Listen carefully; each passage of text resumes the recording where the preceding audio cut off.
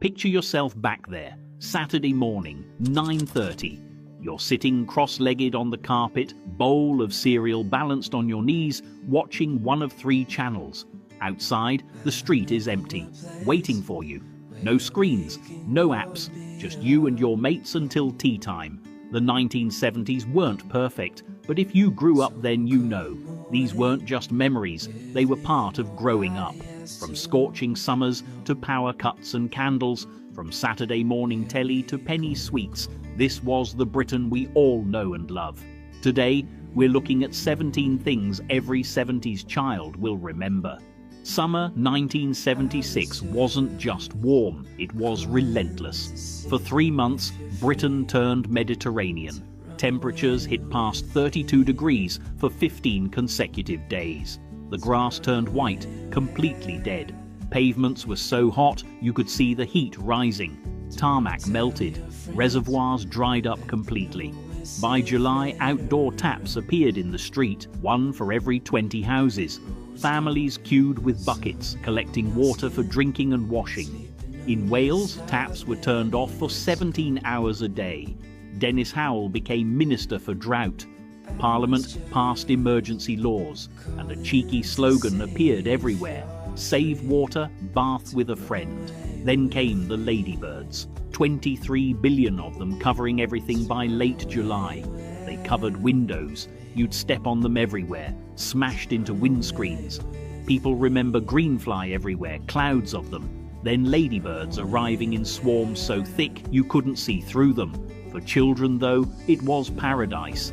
Endless days outside, paddling pools, ice lollies melting faster than you could eat them. When September finally brought rain, it flooded. But the memory stayed. That was the summer Britain nearly ran out of water. January 1974. The lights flicker, once, twice, then darkness. From the 1st of January, commercial electricity was rationed. Businesses operated 3 days a week. Television shut down at 10:30 every night. Families lived by candlelight. Miners were striking. Coal ran low. No coal, no electricity. Prime Minister Edward Heath's government tried holding firm. Instead, everything stopped. When lights went out, it felt like an adventure. For children, anyway. Candles appeared, shadows danced on walls. The house smelled of melted wax and coal smoke. Shops sold out of candles. Some butchers made them from string and animal fat. They stank, but people were desperate. Board games came out. Monopoly by candlelight. Families talked because there was nothing else to do. Heating was limited to 1 room. Everyone huddled together, wrapped in blankets. You could see your breath even inside. It lasted until March. Harold Wilson's Labour government won the election, gave miners a 35% pay rise, and the lights came back. But the 3-day week stuck with you. Every week you'd hear it, the rattle of glass bottles, the rumble of a diesel engine. The pop man was coming, Corona, Tizer, Alpine, delivered to your door by a man who knew your family by name. Glass bottles with screw tops that made that satisfying pop when you opened them. You'd run out with empties, brown dandelion and burdock, clear cream soda bottles, each worth a few pence deposit. You'd choose refills, Cherryade, bright orange Tizer. The bottles were heavy, proper glass. You'd carry them carefully. That pop was rationed, a glass with Sunday dinner, a bottle shared between siblings, never wasted. The pop man knew everyone. He'd chat about weather, knew which houses wanted extra for parties. He wasn't just delivering pop, he was part of the street. Then plastic bottles arrived. Supermarkets took over. The pop man's visits stopped. But if you were there, you remember the sound, the taste of it, the whole thing. A hooded figure, dark water.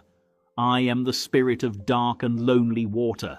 Donald Pleasance's voice deep and menacing. Public information films didn't mess about. They terrified you, on purpose. The spirit of dark and lonely water showed how children died in ponds. Terrifying, unforgettable. Then the substation film. Kids climbing fences near electrical equipment, burning alive, railway lines, pylons, building sites, every danger illustrated with the worst outcome, and it worked. You never went near substations. You crossed roads carefully. Those images stayed with you. They gave you nightmares, but they kept you safe. Saturday afternoon, you push through Woolworth's doors. There it is, the pick and mix counter, rows of clear bins, pink shrimps, flying saucers, cola bottles, chocolate limes, your pocket money jingling. You'd grab a white paper bag, start small, one of these, two of those, working along the counter, then scales. Every gram counted. The temptation to sneak extras was real. Everyone did it. Staff knew but turned a blind eye. You'd leave with a bag of treasures, fingers already sticky. And when Woolworths closed in 2008, it wasn't just a shop that disappeared. It was an entire era. 2 heavy plastic balls, a piece of string, a playground craze that nearly destroyed Knuckles. You'd swing them up and down until they smashed together. Clack, clack, clack.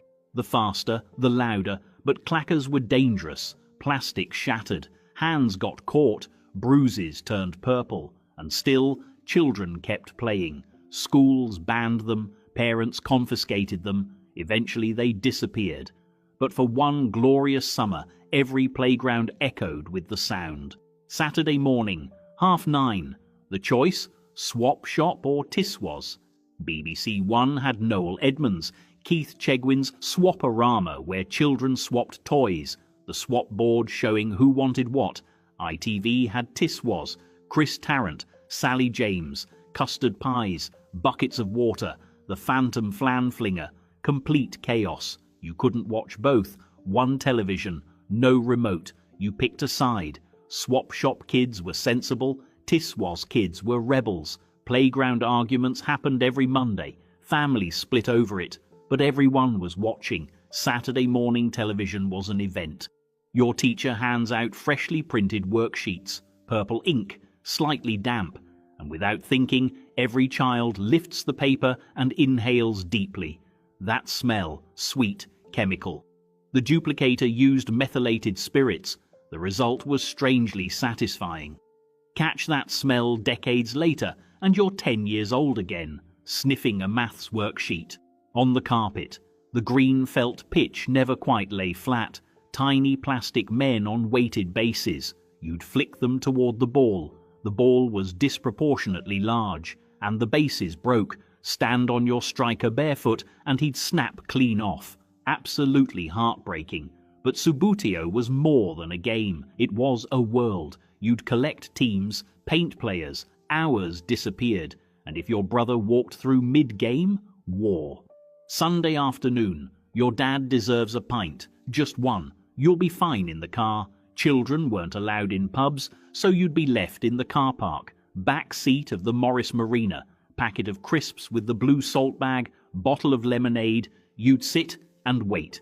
The first hour was bearable. The second dragged. Eventually your parents came out, smelling of beer and smoke, cheerful and relaxed, while you'd been bored senseless. Girls had Cindy. Boys had Action Man. Cindy came with outfits. Inevitably ended up with a terrible haircut because you got bored and found the scissors. Action Man had hands that could grip things, eyes that moved when you turned a dial in his head, fuzzy hair that eventually fell out. He came with uniforms, weapons. Every boy lost his Action Man's hair. Every girl ruined Cindy's fringe. But these weren't just toys. They were part of your world. Tiny, electronic, advertised by Rolf Harris.